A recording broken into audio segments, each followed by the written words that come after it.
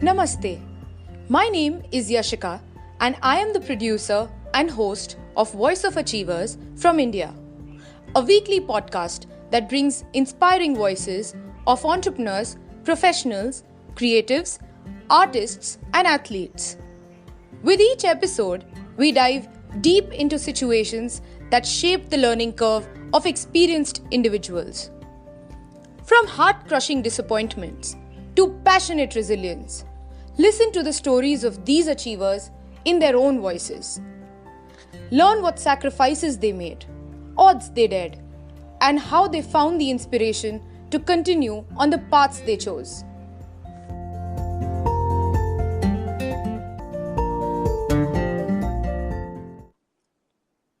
Athletic performance is primarily seen as extensive physical training, leaving little room for the importance of mental practices and techniques used by performers. Our guest today began his career as a state-level cricket player, got picked as a bowler for the Indian Premier League, and eventually became a mind trainer for athletes and students. A passionate athlete and psychology graduate, Mr. Rajat Sharma is the founder of Mindfuel, a center in Chandigarh that helps athletes build mental appetite and attitude. He is also the author of two noteworthy self-help books, The Conscious Destiny and The Mindful Athlete. With a vision to transform the youth by bringing back the ancient Indian practices, he developed and introduced self-mastering programs in schools. His programs are a combination of yogic practices and selected psychological tools that have significantly impacted students and athletes in his state. Welcome to the show, Rajat. Thank you so much, Ashika, for having me on your show. You started your career as a cricket player, got selected as an IPL player for the Bangalore team. That's But then right. you suffered an injury and eventually became a psychological mind coach and yoga practitioner. Tell us about this transformation. In 2011, I was a part of the Royal Challengers Bangalore selection camp, and well before which I had got a stress fracture on my shin. So obviously, because of which I was unable to play further. Started with my rehabilitation and all, and it took me nearly 2 years to get fit. After I recovered, I started playing again, but realized I just could not play my natural game. I had kind of lost the spark that an athlete is supposed to have. I realized that physically I was healed, but it was actually my mind that had started to work against me. That phase made me really, really curious, and as I learned that our mind can literally, make or break us, I started to spend a lot of alone time, just self introspect myself. All this went for quite a long time, and out of nowhere, I started learning things about my own mind and life, which I wanted to share with others. So I developed programs for athletes which focus on their psychological health, and I got a nice response for that. But I was hungry to learn more. So I basically did a full-fledged course in yoga just to learn more about our mind and existence from the yogic perspective. But while I was working with athletes, I felt that I should not limit these programs only to athletes, but reach out to more people. So for that, I now organize workshops in schools and educational institutions because the rising psychological problems among the youth are quite alarming. So that's basically how it all started. Since you've been in the field yourself, there are these negative emotions like anger, fear that tend to hit athletes almost at an instant, especially when they're on the field and in such a competitive mind space. Mhm. Tell us how that can be dealt with. My main aim is to make the players get into the zone state at will. I will just give a brief description of what this zone is before I proceed. Zone is basically a state where the conscious mind of a person is totally calm and the subconscious has taken over completely. I will just give a small example to make this clear. Take a person, for example, who has a habit of sleepwalking. Now, while sleepwalking, this person would literally walk anywhere within his house with closed eyes without bumping into anything with full confidence. The reason for this is that this person had a deep inner subconscious belief that he can walk within his house, and there were no doubts being created at the conscious level. As being in a sleep state, the conscious mind is not active. Now, if we ask the same person to walk with closed eyes while being awake, his conscious mind would generate uncountable negative, fearful thoughts, and most probably that person won't work at all. He will be scared of bumping into something. So the zone is a state where there is a deep subconscious belief in a player that he can play well, he is a champion. Training of the subconscious and most mental trainings, they happen off the field. But one thing that players can do on field to remain calm is by correcting their breath pattern. This is one thing that they can do. The way we think is the way we breathe, but also the way we breathe is the way we think. You mentioned that it is about the breath and the breath control which works at the subconscious level. Now, this is about practice, about how the player practices this way ahead. How about dealing with such negative emotions at the instant, especially in the ground where the time is not enough? Another thing that players can do to just shift their focus is by focusing only on their role in the game. Now the problem is what players do is they worry a lot about the outcome, or how their performance level would be in the game. That causes a lot of anxiety and negative thought pattern. So what they can do is they only need to focus on what they are supposed to do in the game, focus on their role and not on the outcome to keep their nerves under control. This is possibly the easiest thing that they can do. But then, how do they then work around the right balance between the physical strength and the mental strength? Because the focus primarily is on the physical strength. That's right. In this case, if I just rewind back my own life, we can easily see that post my injury, when I started playing again, physically I was healed, but still I could not play my natural game as my mind was not working in my favor. And this is happening with several players who spend hours on the field training, but they don't see a lot of improvement. So I would say that mental strength has an upper hand in this case, as the psychological state of a person will always show up on the physical body eventually. Our body literally becomes the kind of mental attitude we have. So say if a player is physically very strong but has no control over his mind, then eventually his physical strength will also fade away, as any kind of negativity not only weakens the body but also the organs. And secondly, the body does what the mind tells it to do.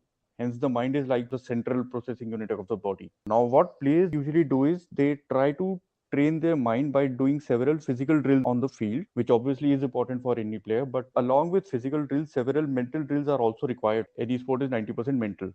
So all the physical exercises are actually an attempt to make the mind feel good by giving the mind an idea that we have been working very hard by creating strong positive belief patterns. But there are quicker ways of creating these strong inner beliefs, which is done through mind training.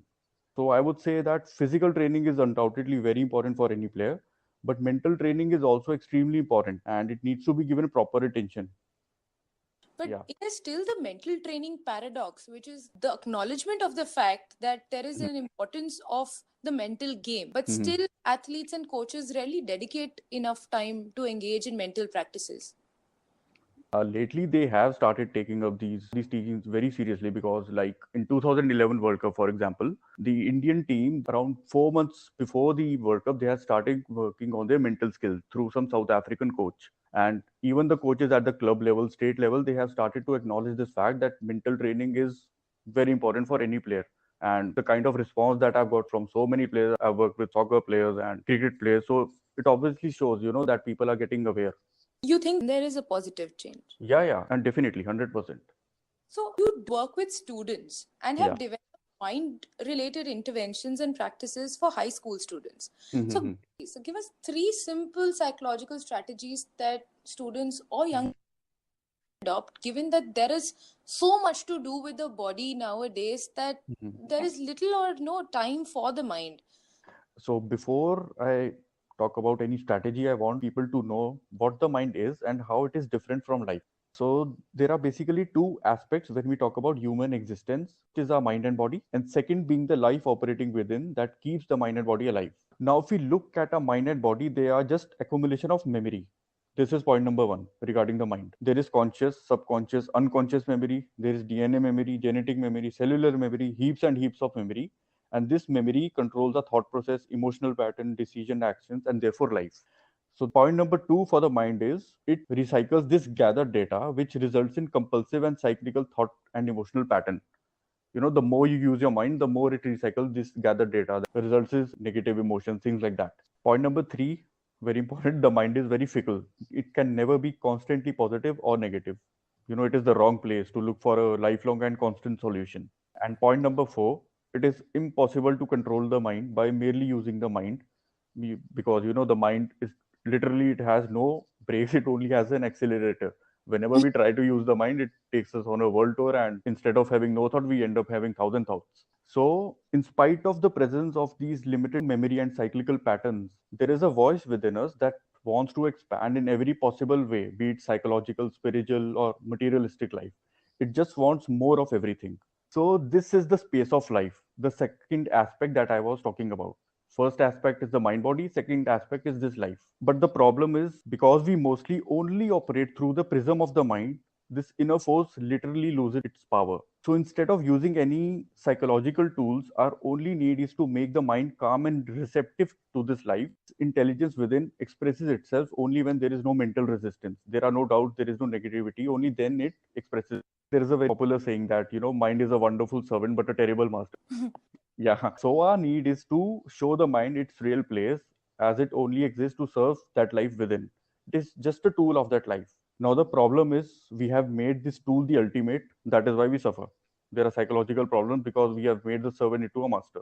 So things like positive mindset, calmness will come, without any effort or strategies if we can make the mind more still and receptive to this life within. To create stillness of the mind and to make it more receptive to life, we will be doing nothing with the mind, nothing at all, because, like I said, it only has an accelerator. But instead of focusing on the mind, we will take charge of things that impact our mind. We will never directly approach the mind. So I will suggest three simple things that can be done. One is our eye movement. Second is our body. Third, I'll talk in the end. So now there is a concept called REM sleep, which means rapid eye movement. Meaning of which is that if we see a dream while sleeping, our eyes are actually moving during that process. So this means that our mind and eye movement are connected. That's probably one of the reasons we are instructed to keep our eyes focused on the forehead while we are meditating during our yoga class and all, so as to create stillness within. Now the second thing is, as per yoga, and our mind and body, they are one. They are not separate. Like a person with an anxious mind will never be able to sit still.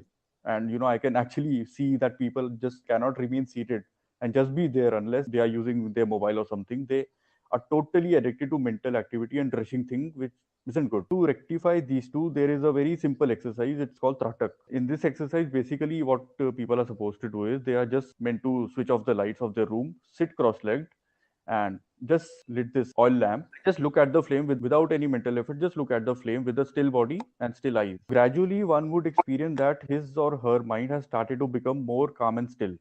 And third thing, this is very important, we should accept the position of the mind as a servant, meaning we need to practice selfless action. If we just give it a logical thought, also, if you just think while we are asleep, something within us is making sure that we continue to breathe. And if that force leaves, the mind body won't even exist. Even this mind and body are not ours because the breath pattern is controlled by something else. So it would be unfair to say that we have any entitlement over any of the success or materialistic things. If we accept this position of the mind, slowly it will totally begin to fade away. And Hmm. as the mind will fade away, our learned limitations too will fade away, along with the resistance. And once resistance goes, life within will bloom. But don't you think that's easier said than done? No, I don't think so. There needs to be some awareness. Otherwise, it is probably the easiest thing to do. I can understand. It feels threatening. Suddenly you are like, oh, I'm nothing. I can do nothing. I can be nothing. It feels threatening. I can understand that. But the fact is, it is only a threat to our limitations. We cannot forget that. All these gathered data is a limitation. It put limitations on us. Sounds very difficult to do, but it is just a threat to our limitations. And once the limitations go, we are totally free. We are a full-fledged human being. We can do whatever we want. We can create whatever we want. It is a little tough and it sounds a little, impossible kind of a thing, but this is the way to permanent freedom from the grip of the mind once and for all. That takes some bit of practice, doesn't it? Yeah, yeah, of course. To begin with, one should practice it for a good 1 month to start feeling its relevance. It can happen in one day, it can happen in one year, it might not happen in one lifetime. It all depends on the individual with how much determination that person is doing with. First, be aware, then Yeah. experience it, then you'd probably start believing it, isn't it? Yeah. Yeah. The simplest way to put it as is, I would say people should accept that the mind and body, their only role is to take action. That's it. Full stop. Nothing else. No expectation, nothing. They only exist to work. That's it. Only then it will come back to its true state of being a servant. It's probably easier to work with students, because their inner beliefs and all, they have not strengthened to a very strong degree as compared to adults. And they are very simple minded. They are not very complicated. It is like a training that should be given at an early Yeah, age. that's what I'm doing, that's what I'm working on nowadays. Like I organize workshops in several schools and educational institutions. So that's what my aim is.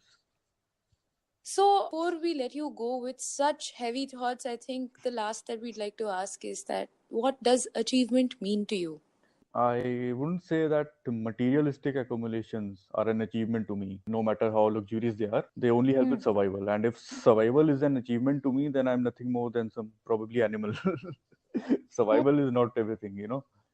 I would say achievement to me is winning the fight that happens within each one of us. That is between the mind and the heart or life that I talked about.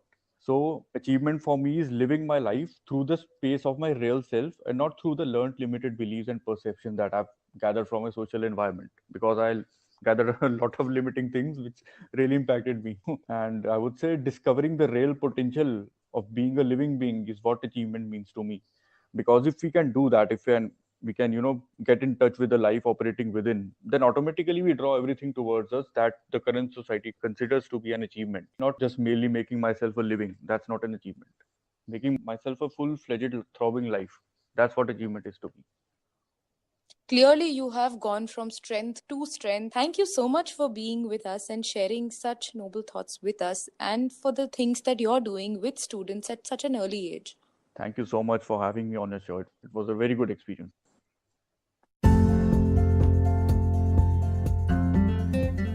Thank you for listening.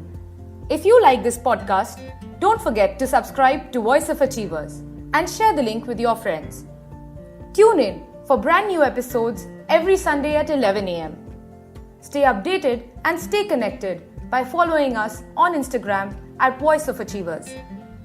You may also send us guest suggestions or topics that you'd like us to cover with our guests by writing to us.